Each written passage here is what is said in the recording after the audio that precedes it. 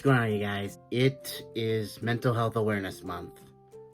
And I know I've probably done a video similar to this in the past, but it's just because this topic is very important, especially nowadays. And if you know me, you'll know why it's close to my heart. There are 5 ways of maintaining a healthy balance when it comes to your mental health. Let's get right into it. Alright, this might seem simple, but it really helps.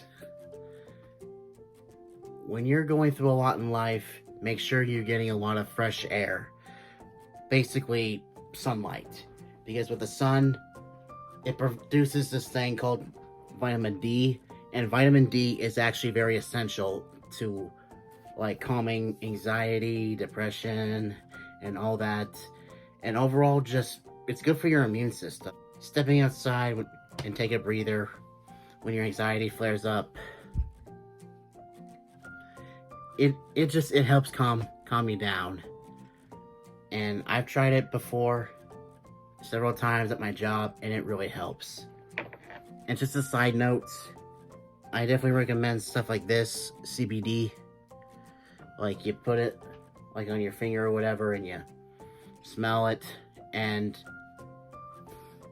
the chemicals that they make CBD with,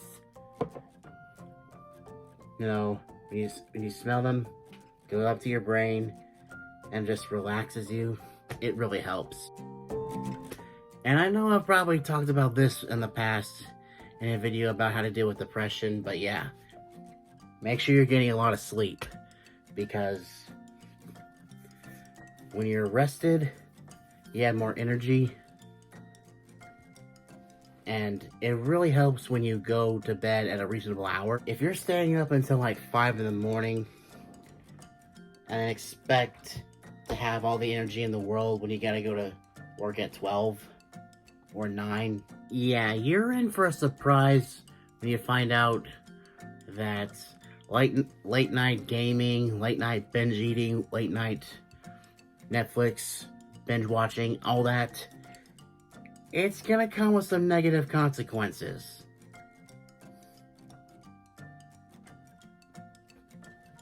And obviously, if you're like me and you're an insomniac, stuff like melatonin works, but they actually make supplements that also not only help you go to sleep, but also relax you so it's easier for you to go to sleep. And it's amazing what people can do nowadays. Like, going back to CBD, they're actually putting CBD into bath bombs. Like, if you're gonna do something like that, be sure to do it before bed, because it'll definitely help. And with this one, I actually kind of made this mistake earlier in the week. When you're having a bad day, communication when you're at work really helps, because you're allowing the people around you to know, like, hey, I'm not feeling it today. I'm not in a talking mood. Please don't take it personally. That way, not only do they understand that, hey, you're going through something, you're not feeling right, and you know, just letting them know, like, hey, I'm going through something. If I don't talk to you, it's not you. I got a lot on my mind because blah blah blah blah blah. And you know, you're keeping them in the loop. They don't feel like they're in the dark, because if you show them that kind of respect, they'll have mad respect for you for being honest about like, hey, I'm not in a talking mood and all that, which ultimately leads me to my next point. Surround yourself with the right people. Like, if you're around certain people that you feel comfortable with showing your vulnerable side, if they're checking on you afterward, that's how you know they're the right people to be around. But if you show your vulnerable side to them and then they mock you for it, yeah, stay as far away from those people as possible, because if they mock you, they're not going to make you feel good about yourself when you're having your bad days, and that's not going to feel good at all. I'm speaking from experience. I'm just saying. And ultimately, you know, especially if there are people that have gone through that before, like, and especially like with something I'm going through right now at work, the night manager, Caitlin, you know, she's been through that before, so she knows firsthand how much it sucks. So if you're around the right people, they'll make you feel good about yourself. They'll let you know, like, hey, this happens. I've gone through it before. I can tell you it sucks, but, you know, it's not the end of the world. You're not alone. I'm here for you when you need to talk. Which leads me to the next point. You'll find out there's a reason I left it for number 1. The most important thing to do is talk to somebody. Because if you just, it's okay to be like, hey, I don't want to talk about it. You know, that's okay to say. But if you're agonizing over it to the point where like you feel like you're gonna explode if you don't talk about it, it's probably a good idea to talk about it.